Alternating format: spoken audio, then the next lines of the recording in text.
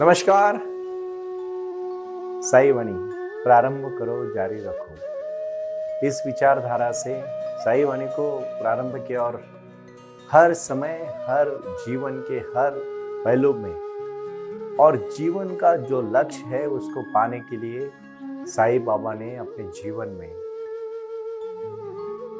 दशहरे के दिन, विजयादशमी के दिन अपनी जीवन की यात्रा मानव देह से समाप्त की और आज उसके बाद पहला दिन है। कल दशहरा हुआ, बाबा ने समाधि ली, सब पूरे विश्व से लोग शिरडी में आके बाबा का आशीर्वाद लेने के लिए आए। मैं भी कल दिन भर पूरी तरह से ध्यान धारणा में लीन था। बाबा ने जो भी आशीर्वाद करके मुझे जो भी आपको कुछ बताने के लिए कुछ चंद बातें कही है उसको मैं आपके सामने साझा करना चाहता हूँ। भाई और बहनों, वो आए और आकर चले गए, मौन रहे और कुछ कहे गए। कुछ था जो बिन बाटे ही बढ़ गया, जल उठे दिए और अंधेरा झट गया। अपने जीवन में अंधेरा झटने के लिए और अंधेरे को दूर करने के लिए साईं बाबा इस धरती पर आए और आज भी हमारे साथ वो मौजूद है। शिरडी में उनका हर शहर, घर घर में, हर चीज में उनका वास है और वही सहवास हमारी जिंदगी में क्रांति लाने के लिए साईं वाणी को मैंने प्रारंभ किया। और इस साईं वाणी का जो लक्ष्य है, जीवन में हर चराचर में इंसान है। हम हमारे जीवन में भगवान को देखने का जो तरसते हैं, बाहर पूरी दुनिया में देख लेते हैं लेकिन खुद के अंदर नहीं जाना चाहते। ऐसे ही बाबा एक दिन शिरडी में प्रकट हुए। महासापति बाईजामा जो बाबा को पहली बार मिले, महासापति की आंखों से आंसू बहने लगे। जब बाबा को उन्होंने देखा तो बाईजामा नाम से उन्होंने पुकारा और जब उन्होंने बाईजामा नाम से पुकारा तो वो जिसकी कोख में कोई बच्चा पैदा नहीं हुआ था, उसको शादी के बहुत साल के बाद जब बाबा दिखे और उन्होंने पहली बार जब माँ बोला तो उसी समय उनको सुबह सुबह बाबा का उनके जीवन में एक छोटा नन्हा बालक, कृष्ण बालक जैसा बालक उनके सपने में आया था। उनके पैर में ब्लैक कलर का, काले कलर का धागा बंधा हुआ था। उसी प्रकार जो बंधा हुआ, पैर में बंधा हुआ धागे का एक लड़का, 16-17 साल का लड़का एक नीम के पेड़ के नीचे बैठा हुआ मिला। और जब खंडोबा को प्रसाद देने के लिए, भोग लगाने के लिए बाईजामा उस दिन थोड़ी सी उनको समय लगा और जब वो मंदिर बंद हुआ और वापस वो थाली लेके आई तो उन्होंने देखा सामने एक 16-17 साल का नौजवान लड़का बैठा हुआ है और वो महासापति जी उनके साथ बातचीत कर रहे हैं। और बाईजामा ने पूछा, आप कौन है? और उन्होंने बिना नाम बताए हुए कहा, बाईजामा मुझे नहीं पहचाना। और उस समय जो पहली बार साईं बाबा शिरडी में नीम के पेड़ के नीचे प्रकट हुए और आज तक जीवन में जो अंधकार है वो आए और आकर चले गए, मौन रहे और कुछ कहे गए। कुछ था जो बिन बाटे ही बढ़ गया, जल उठे दिए और अंधेरा झट गया, जल उठे दिए और अंधेरा झट गया। आज भी हमारे हजारों करोड़ों नौजवान जिनके जीवन में लक्ष्य है लेकिन उनको पता नहीं चल रहा है कि कहाँ चलना चाहिए, क्या करना चाहिए, उनके जीवन में दिशा देने का काम साईं बाबा ने किया। और इसीलिए भाई और बहनों, बाबा ने अपने जीवन में आज भी आपको लक्ष्य दिया है कुछ करने का। जो मैंने 6 महीने के बाद साईं वाणी को, साईं बाबा की जीवन में जो कहानी हुई है उसको समर्पित करने का जो प्रयास जो है, बाबा ने जो विचार दिया, क्रोधात भवति सम्मोह, सम्मोहात स्मृतिभ्रंश, स्मृतिभ्रंशात बुद्धिनाशो, बुद्धिनाशात प्रणश्यति। आज इस विषय के ऊपर जब कुलकर्णी और गांव के मुखिया ने पूरे शिरडी को अपने अंग्रेजों के, जो अंग्रेज जैसे कहते थे वैसा करके उनका जीवन जी रहे थे, उन सबको बाबा ने सादगी का मार्ग दिखाया, श्रद्धा और सबूरी का मार्ग कहा। और जब बाईजामा ने उनके सामने थाली की, खाना खाओ बाबा, मैंने एक खंडोबा के लिए प्रसाद बनाया था। और जब बाबा खाने लगे तो सामने एक कुत्ता आया और बाबा ने उस कुत्ते को पहले खिलाया तो वहां के लोगों को गुस्सा आया। जो प्रसाद बाईजामा ने खंडोबा भगवान के लिए बनाया था, एक तो तुझे खाने को दे रही है और तू खाने के बगैर तू सिर्फ कुत्ते को दे रहा है। तो बाबा ने कहा, चर में, जन जन में, हर भूमिका में नरसिंह महाराज तो खंबे से निकले। आज भी बड़े बड़े अवतार, विष्णु के अवतार में वराह अवतार है, अलग अलग अवतार कहे जाते हैं। इस अवतार में अगर सच में भगवान छिपे हैं तो नीम के पेड़ के नीचे क्यों नहीं हो सकते? और ये सब भूमिका जब दिखी तो इसका मतलब ये है, आज के जीवन में मानवता ही धर्म है। यही आखिरी संदेशा बाबा ने जीवन में पहले ही दिन दे दिया। क्रोधात भवति सम्मोह, सम्मोहात स्मृति विभ्रम। स्मृति भ्रंशात बुद्धिनाशो बुद्धिनाशात प्रणश्यति। क्रोधात भवति सम्मोह। जब इंसान को क्रोध क्यों आता है? काम, क्रोध, मद, मत्सर, लोभ, अहंकार, इन षड विकारों से दूर रहो। जीवन में सब कुछ प्राप्त होगा। हमें बहुत कुछ दिया है, लेकिन हमारे उनके ऊपर लक्ष्य नहीं है, हमें और चाहिए। और की चाहत में आदमी, इंसान क्रोधी बन जाता है, कामी बन जाता है। क्रोधात भवति सम्मोह। अगर वो मिल गया तो वो खुश रहता है, लेकिन नहीं मिला तो क्रोधित हो जाता है। सम्मोहात स्मृति विभ्रम। सम्मोह में इतनी तरह से होने के बाद अब उसकी स्मृति को खो देता है। साईं बाबा ने कहा, वहां के जीवन के लोगों को कहा, कुलकर्णी जी आप इतना गुस्सा क्यों करते हो? क्योंकि आपको एक पद की, अहंकार की, जो अहंकार न लागू राज सा। आज के नौजवानों को, चाहे वो विद्यार्थी हो, चाहे उद्योगपति हो, चाहे व्यापारी हो, चाहे कोई भी हो, मैं कहूंगा अहंकार एक चंद अहंकार है, उसको छोड़ दो। जीवन से ज्यादा सुंदर कुछ भी नहीं है। मैं छोटी सी ये विचारधारा को जब साईं बाबा ने अपने भक्तों को कहा तो उन्होंने पहला संदेशा दिया। संदेशा कौन सा था? आज भी हम रोजमर्रा के जीवन में क्यों भगवान के पास हम जाते हैं? क्यों भगवान से हम आशीर्वाद लेते हैं? क्योंकि हमारा जीवन सुख, शांति और समृद्धि के साथ जुड़ जाए। और इसीलिए बाबा ने एक ही मंत्र दिया है, ध्यान का मंत्र। साई योग और साई क्रिया का मंत्र। कुछ कर गुजरने के लिए मौसम नहीं, मन चाहिए। साधन तो जुट जाएंगे, संकल्प का धन चाहिए। वो संकल्प का धन ही जीवन है। और इसीलिए जो आज की पंचसूत्री है, उसमें सबसे पहला दिया है मंत्र कि मानवता ही धर्म है। हर चराचर में, हर इंसान में, हर जानवर में, हर प्राणी में मानवता जड़ी हुई है, आत्मा जड़ा है। ये बात याद रखना।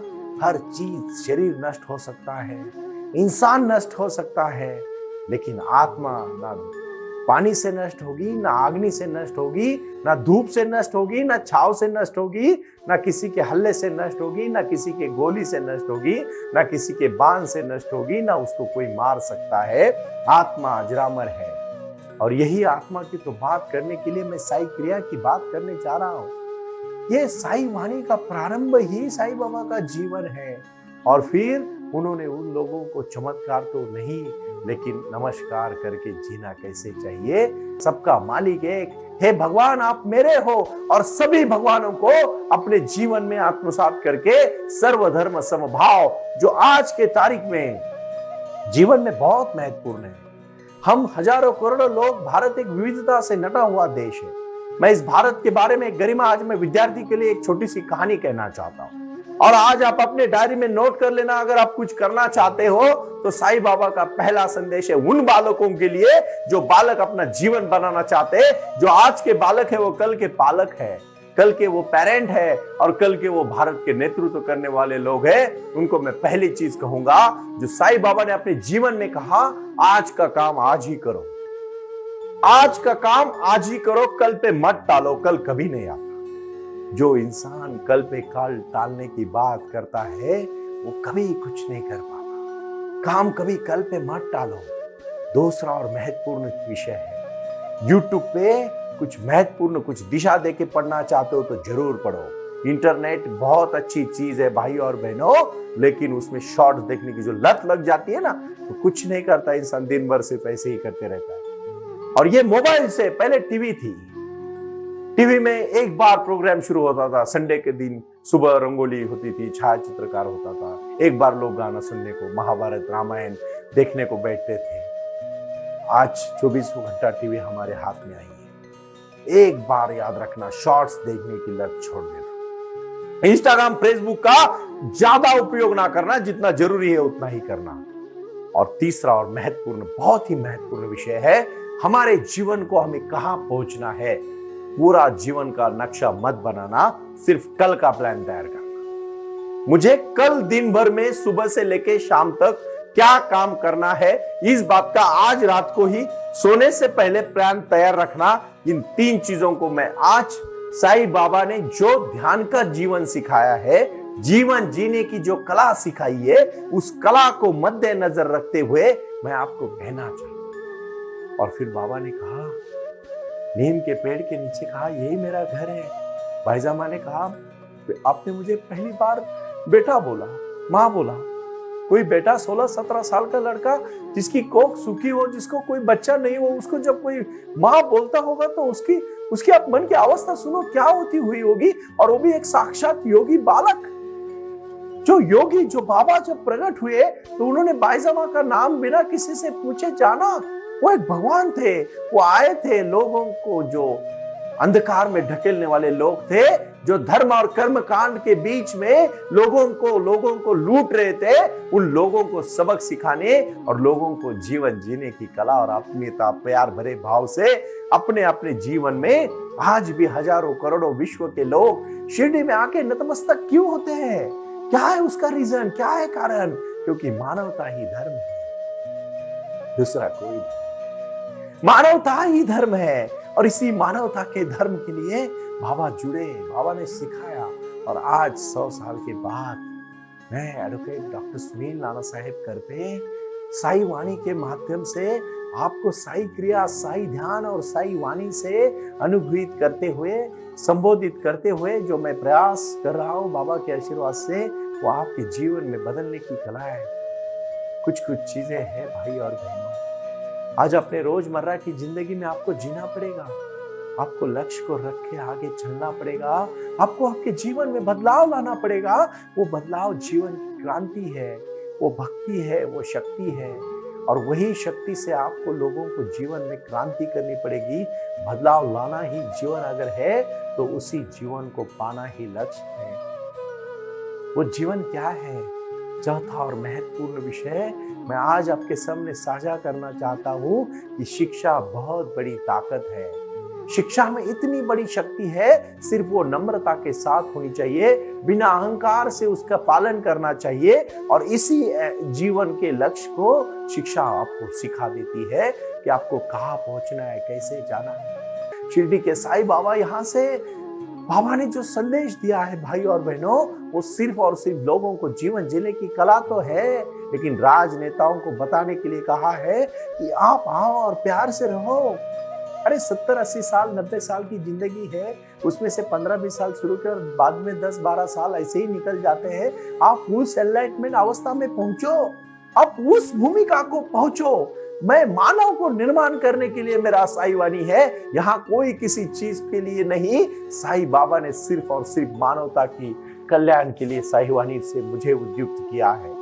और मैं लगातार इस विषय से जुड़ा हूं। जब कभी कभी बैठता हूं तो आंखों से पूरी तरह से पानी आता है, बहता है 1-1, 2-2 घंटा मेरे आंखों से। तो मैं देखता हूं बाबा कहते हैं, लेकिन मुझे इसमें आज सिखाना है आपको। हमें रोना नहीं है, हमें डट के खड़ा होना है और समस्या से जूझ के नहीं, बल्कि एक आंखों में आंख डाल के सामना करके जीवन जीने की कला सीखनी। उठो, जागो और तब तक मत रुको जब तक आप अपने को अच्छा इंसान नहीं बना पाते। और अच्छा इंसान बनने के लिए सिर्फ और सिर्फ साई वाणी को सुनना पड़ेगा।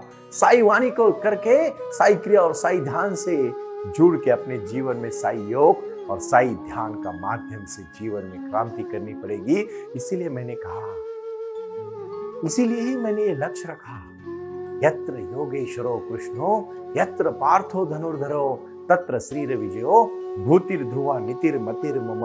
और इसका मतलब है धर्म क्षेत्रे कुरुक्षेत्रे समवेता युस्वा मामका पांडवा क्षय किम कुर्वत संजय। ये हमारे जीवन का जो धर्म क्षेत्र का जो युद्ध है, वो हमारा और समस्याओं का है, हमारा और जीने की कला का है, हमारा और हमारे जीवन के लक्ष्य का है, हमारा और हमारे परिवार का है, हमारा और हमारे निजी व्यवस्था का है, हमारा और हमारे जीवन का लक्ष्य का अगर है। अगर आप अपने जीवन का लक्ष्य तय करोगे पहुंच जाओगे, अगर नहीं तय करोगे कहीं भी नहीं पहुंचोगे, भटकते रहोगे। ऐसे हजारों जन्म भटकते रहोगे लेकिन कहीं पहुंचोगे नहीं। इसलिए मैं एक वचन आपसे आज लेना चाहूंगा कि साई वाणी को अभी साई बाबा से जीवन से जुड़ी हुई कहानियां जब हम आपको कह देते हैं तो एक ही बात कहते हैं, आओ जुड़ो और साई का आशीर्वाद लो, प्रारंभ करो, जारी रखो। ओम साई राम।